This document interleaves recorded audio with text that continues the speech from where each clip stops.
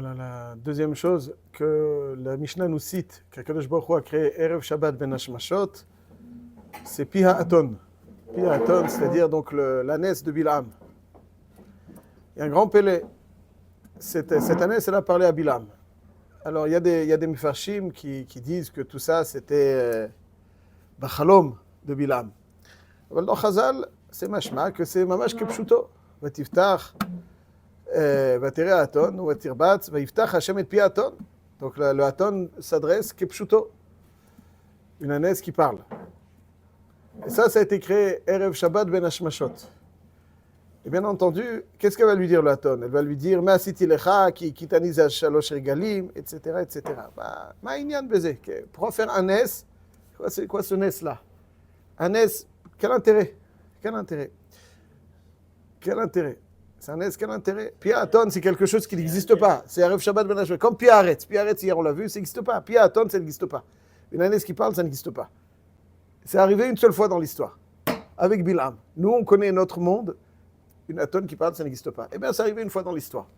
Hachem, il a créé Erev Shabbat Ben Hashmashot. Qu'est-ce que ça veut dire? Qu'est-ce qu'on doit tirer de ça? Il y en a qui veulent dire que c'est pour rendre plus solide le Ham Israël, pour les rendre plus redoutables. Parce qu'on aurait pu dire que Bilam, qui est la référence suprême, qui était la référence suprême chez les Goïms, n'a pas maudit le Ham Israël parce qu'il a peut-être été soudoyé avec plus d'argent que Balak. Mais Akadosh Baruch Hu, il montre que même le Haton, il s'inscrit dans ça. C'est-à-dire que et là, on voit que Bilam, de la même manière que Pi Ha'aton, c'était Hachem qui avait parlé.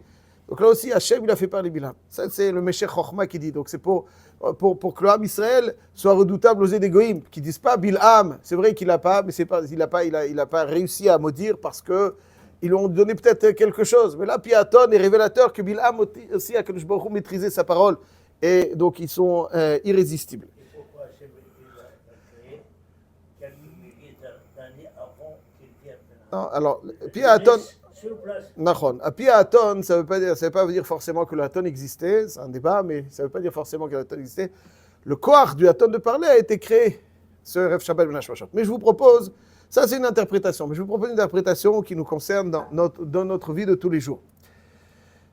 Pour bien expliquer cela, il y a Rab Tzadok HaKohen Milouvlin dans Parashat Balak, dans Pri Tzadik, le Maril Diskin rapporté dans Avi Ezri du Rav Shach, dans Ilchot Yesodei HaTorah, Ilchot Deot. Non, c'est Ilchot Yesodei HaTorah, effectivement. Ilchot Yesodei HaTorah, Rav Shach dans Avi Ezri développe une idée qui est très importante. On va essayer d'en tirer un enseignement. Donc ce Pi Ha'aton, c'est quelque chose de très mystérieux. On ne voit pas trop quel est l'intérêt. Alors c'est vrai, peut-être pour être un peu redoutable, mais quelque chose qui nous concerne. Le Pirkei Avot, c'est quelque chose qui nous concerne. Moshe Rabbeinu, la névoie de Moshe Rabbeinu était fondamentalement différente de tous les autres Nevi'im. Moshe Rabbeinu, il était mitnabé baspakalaya meira, n'est-ce pas? Ça veut dire que la névoie de Moshe Rabbeinu, il percevait le message d'Hachem de façon extrêmement limpide. Les autres Nevi'im, le koach de la névoie, c'était baspakalaya she'ena meira, c'est-à-dire ils n'ont pas perçu le message d'Hachem avec autant de clarté. Pas autant de clarté. Et il y avait besoin, pour les Nevi'im, d'une interprétation du message d'Hachem. Et cette interprétation apportée par le Navi à ce message qu'il va percevoir, c'est ce qui va se réaliser. C'est-à-dire, le Navi va être cové à la chose en fonction de son interprétation. Donc il y a une place au Navi, quand il s'agit d'une aspakalaya she'ena meira, il peut y avoir une touche, entre guillemets, personnelle du Navi, dans la façon dont les choses vont se réaliser. N'est-ce pas? On dit qu'un névoie ou les chacharapé, même les chalomot, qui peuvent être une névoie en fonction de leur interprétation. C'est-à-dire qu'il y a une possibilité de dessiner, selon une interprétation sincère, mais néanmoins personnelle, du Navi, la façon dont ça va se réaliser. Ça, c'est ce qu'on appelle l'aspakalaria chez Ena Meira. Je donne un exemple à cette idée dans la bracha de la Haftara. Comment on dit? C'est quoi la bracha de la Haftara? Cher Ratza אשר בחר בנביאים טובים ורצה בדבריהם הנאמרים באמת. אשר בחר בנביאים טובים, השם השואזי דנביאים טובים. C'est quoi ורצה בדבריהם? הנאמרים באמת. רצה בדבריהם, זה dire רצה בדבריהם. Ratza b'divrayim, ça veut dire qu'il accepte ce qu'ils disent. C'est Hachem qui envoie le message, pas les Nevi'im qui envoient le message. Il a agréé leurs paroles. Ratza b'divrayim ane'emarim be'emet. Alors le pshat, il est Ratza b'divrayim, ça veut dire qu'Hachem accepte leur interprétation quand elle est sincère et authentique. Ça veut dire qu'ils sont dans le Emet. Ils attendent dans le Emet, selon l'interprétation du message d'Hachem. Comme c'est Aspakala chez Enameira, donc il y a la place à une interprétation personnelle qui va donc dessiner d'une certaine façon la névoie comme elle va se... Il y a marqué dans la Gemara, dans la Sechet Megillah, qu'une fois, il y avait un roi, Uzziah, qui a eu un événement, il voulait une interprétation d'un avis sur quelque chose. Il est parti chez Khulda, Nevia, parce que Nashim Rahmaniot, il y avait des femmes, donc Navi. Comme elle est Rahmanite, donc la névoie lui serait plus favorable. Ça veut dire le Navi, le message d'Hachem, que c'est pas elle qui décide. Le pshat est que oui, il y a quelque chose de personnel. Donc ça, Veratza b'divrayim. Hachem agrée, accepte leur interprétation quand elle est dit be'emet. Donc Moshe Rabbeinu, quand il est mitnabé, c'est bezé amar Hachem. Zé, voilà, c'est ça. Les autres Nevi'im, ils sont mitnabé, mais ko amar Hachem, mais pas zé. Parce que ko, c'est leur interprétation personnelle. Ceci étant dit, qu'est-ce qui fait que Moshe Rabbeinu peut être mitnabé baspakalaria meira? Qu'est-ce qui fait que Moshe Rabbeinu puisse être mitnabé avec autant de clarté? Le Rambam dans Shmodei Prakim nous dit parce que Moshe Rabbeinu, il était naki dans les midot. C'est-à-dire que c'est pas parce que Moshe Rabbeinu avait plus de sagesse, etc. C'est pas ça. Les midot, quand on a des bonnes midot, c'est le raffinement de la matière, de l'être. Une matière grossière s'exprime dans des midot grossières. Et plus la matière est raffinée, plus les midot sont raffinés. Moshe Rabbeinu était le top au niveau des midot. Il n'avait aucun défaut. Comme il n'avait aucun défaut, donc sa matière, la matière dont il était constitué, ne faisait aucune interférence, très bien, entre le message d'Hachem et la perception du Navi. Donc c'est pour ça que la névoie de Moshe était très claire. Les autres Nevi'im, cite le Rambam, pouvaient avoir, entre guillemets, c'est le Rambam qui le dit, quelques défauts. Et donc leur névoie n'était pas aussi claire, aussi nette, aussi limpide, donc ils devaient apporter une interprétation personnelle. Ceci étant dit, marqué Velo kam navi be'Israël ke Moshe od. Il n'y a pas eu de navi comme Moshe. Be'umot ha'olam kam umanu Bil'am. C'est quoi Bil'am? Bil'am, c'était le shafel chez Bashfelim. Comment il pouvait avoir une névoie baspakala meira? C'est-à-dire, si on est machevé Bil'am à Moshe Rabbeinu qui viachol dans la perception de la névoie, le chalapachot, c'est qu'il y avait une perception très claire de la névoie de Bil'am. Alors comment on peut dire que les Nevi'im, qui étaient Anshe Ma'ala, Tzadikim Anshe Ma'ala, il y avait leurs défauts interféraient un petit peu et ils ne percevaient pas la névoie avec autant de clarté. Bil'am, Shafel, Bashfelim, lui il était mitnabé baspakala meira. On est la Béphira, que vous choisissez les forces du mal ou les forces du C'est vrai, mais comment il pouvait, techniquement, comment il pouvait être mitnabé baspakala meira? Ouais, c'est expliqué. Je dis ce qui a marqué dans les Sfarim, moi, essayez de voir qu'est-ce qu'ils disent, pourquoi il dit mitnabé baspakala meira. Il dit le Maril Diskin, il dit Reb Tzadok HaKohen Milouvlin, ils disent que Bil'am, c'était quoi son espoir, entre guillemets, mauvais espoir, de pouvoir apporter atteinte à Israël. Lui, il savait qu'avec sa haine, il allait interpréter le message d'Hachem négativement. Là, Kadosh Baruch Hu, il a fait un S.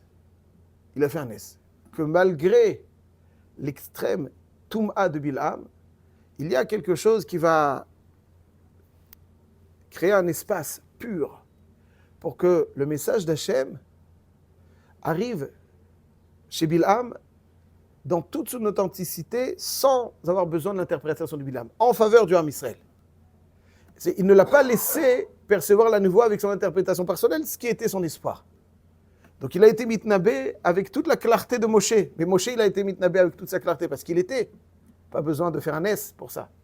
Mais pour Bil'am, il y avait un S que malgré la saleté, la grossièreté, Hachem, il a créé une petite conduite dans laquelle la névoie va passer, le message de la névoie va passer, lui, il allait... C'est ça qu'il dit, HaKadosh Baruch Hu dit à Bil'am, Ve'ach et adavar asher adaber elecha, oto ta'aseh, monsieur Cohen, félicitations. Oto ta'aseh, oto tedaber. C'est quoi oto ta'aseh? Et adavar asher adaber elecha, oto tomar, tedaber. Sur quoi ta'aseh? Il dit, Rab Tzadok HaKohen Milouvlin, qu'en fait, lui, Bilham, il ne devait pas parler, il devait juste bouger les lèvres. C'est-à-dire le ta'aseh. Le dibour, c'est Hachem qui lui a injecté de telle façon à ce qu'il puisse parler. Donc, Bilham, oui, il a été mitnabé avec la clarté de Moshe Rabbeinu, mais pas parce qu'il était Bar Marla.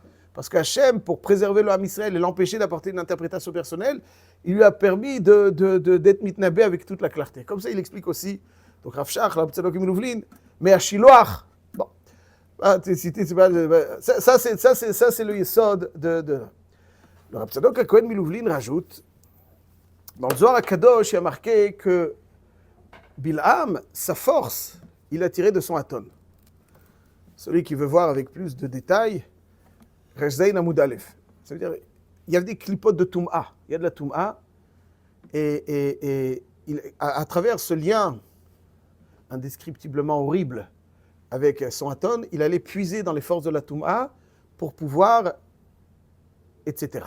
Faire donc ce qu'il voulait faire. Donc sa force, il a puisé de son aton. Comme ça, il dit le Zohar HaKadosh. Quand Hachem donne un peu au aton, ça veut dire que cette Toum'a dont Bilham tire son inspiration et sa force, Hachem, il va être mevatel ota pour qu'elle perçoive de façon très claire, d'une certaine façon, la parole d'Hachem. Le aton, il n'a pas de sechel. Alors Hachem, ça c'est le symbole que dans la Toum'a, c'est-à-dire le piaton, c'est le symbole que Akadosh Baruch Hu a créé, donc ce nes, pour que même dans de la Toum'a, des fois, Hachem crée une réalité, un espace pur, afin que les choses arrivent telles qu'Hachem les injecte dans sa bouche. Donc finalement, Bilham a été aussi mitnabé bezeh adavar. Zeh adavar, c'est-à-dire il a été mitnabé avec toute la clarté. Son aton, donc la Toum'a, son aton aussi a parlé. Donc lui aussi, il a parlé. Donc le piaton, c'est pas simplement pour le aton. Alors le aton, il y a Choliot aussi, comme on a dit, pas il y a Choliot. C'est comme on a dit, c'est pourquoi il a parlé le aton, c'est pour discréditer Bilham et rendre le Ham Israël redoutable. Ça ne se résume pas que à ça. Le piaton, c'est un nez qui exprime beaucoup plus de choses. C'est que des fois, il y a dans de la Toum'a, Hachem place des mots dans la bouche d'un tamé pour le bien du Ham Israël. Ça, c'est piaton. En l'occurrence, donc Bilham, Hachem, il a placé des mots dans sa bouche sans lui donner la possibilité d'interpréter. Qu'est-ce que ça veut dire dans notre vie de tous les jours ? Dire Reb Tzadok Kohen Milouvlin, dans notre vie de tous les jours, ça veut dire comme ça. C'est-à-dire que des fois, et je cite, Upi aton more, af bemakom shena medaber margish klal bema shemedaber. Kemo aton, mikol makom yicholim lilmod mize. Ça veut dire que des fois, on va entendre des paroles d'un homme qui est finalement grossier, mais qui s'adresse à nous. Hachem peut nous parler par l'intermédiaire de quelqu'un qui n'est pas... Il ramène une histoire de Rab Zusha Manipoli, le frère de Rabbi Elimelech Mlijensk. Une fois, Rab Tzadok Kohen Milouvlin, son prix de tzaddik, c'est pas son derech toujours d'amener des histoires, mais là ici il ramène une histoire, il dit « Pa'amachat alach baderech » donc il était en chemin. « Venasa nochrim agalat shacha » donc il y avait une charrette de foin devant lui. Et malheureusement, pour le goy, la charrette va voilà. Et donc vraisemblablement, peut-être, elle était dans de la boue, je ne sais quoi. Hop. Alors le goy, il appelle Rab Zusha. Il lui dit, est-ce que tu peux m'aider à la soulever? Alors Rab Zusha, c'est pas le gros gaillard qui va. Alors il lui dit, Irkani, je ne peux pas. Comment tu veux que je lève ça, moi? Je ne peux pas. Alors le goy, il lui dit, ben mais tu peux. Mais tu veux pas. Ne dis pas que tu peux pas, dis que tu veux pas. Rab Zusha, il a entendu ici, dans cette phrase, un message d'Hachem qui lui dit, des fois, il y a la Shrina qui est en galoute, et tu peux lui redonner tout son prestige, mais tu ne veux pas suffisamment. C'est-à-dire que des fois, il y a des phrases qui sont dites, et on ne vit jamais les choses de façon totalement anodine. Chaque chose que l'on vit, il peut être imprégné d'un message qu'Akadosh Baruch Hu nous adresse. Il faut apprendre de tous les événements de notre vie que l'on côtoie. Ça, c'est piaton. Piaton, ça veut dire que même une aton, elle peut dire quelque chose. Ouais, elle peut dire, Hachem peut lui placer des mots dans la bouche pour finalement s'adresser à nous. Mais comment on améliore notre audition pour entendre Ouais, ça, il faut être sensible. Il ne faut pas avoir les oreilles bouchées, effectivement. Mais il faut être attentif. Ce qu'on voit s'adresse à nous. On ne le voit pas par hasard. Tout est b'ashgacha pratit. Tout est b'ashgacha pratit. Il n'y a rien qui se fait par hasard. Tout est b'ashgacha pratit. Akadosh Baruch Hu, le monde b'ashgacha pratit. B'ashgacha pratit. Tout ce qui se passe, Akadosh Baruch Hu qui veut qu'à cet instant se passe comme si, que lui il est à côté, tout est b'ashgacha pratit. Il n'y a pas quelque chose qui est par hasard parce que lui il a décidé comme ça, alors c'est comme ça. Hachem il a fait en sorte que ça se passe comme ça. Donc c'est b'ashgacha pratit. Donc si c'est b'ashgacha pratit, pourquoi toi tu as entendu cette phrase? Stam, parce que lui il a décidé de la dire. Vraisemblablement non. Tu as entendu ça, tu as assisté à ça parce qu'il y a quelque chose. Alors maintenant, il ne faut pas être obsédé, stressé, hein, j'entends pas. Mais il faut tendre l'oreille, et des fois, on peut comprendre des messages d'Akadosh Baruch Hu qui s'adressent à nous. Ça, par le biais des gens grossiers, a priori, un goy paysan d'Europe de l'Est qui n'a rien d'autre que la vodka et le foin. Et qu'est-ce qu'il peut dire? Ça, c'est piaton.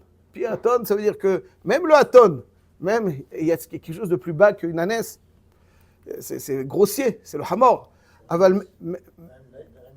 Voilà, cette grossièreté, en fait, elle nous paraît être quelque chose qui ne peut pas percevoir un message d'Hachem, kol panim, le yesod, et que même ça c'est piaton. Ça, c'est piaton, c'est ce qui a permis aussi à Bilham d'être mitnabé baspak la rémunération. Même dans la plus grande des Toum'a, lui, son espoir à Bilham, c'était que il allait plus interpréter dans sa haine féroce du Ham Israël, il allait interpréter selon sa haine. Akadosh Baruch Hu lui a dit, tes espoirs sont totalement déçus, parce que je vais te hisser à un niveau, je vais créer plutôt un espace pur, malgré toute ta toum'a. Ça c'est un S, ça c'est piaton, même une aton, tel que Bilham parlait de la force de son aton, aussi, il va dire ce que je veux qu'il dise. Il va dire ce que je veux qu'il dise.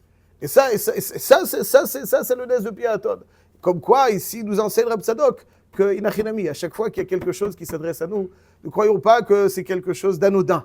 Même dans le Haton qui s'adresse à nous, il y a quelque chose qui doit nous intéresser et nous inspirer. C'est un sujet un peu profond.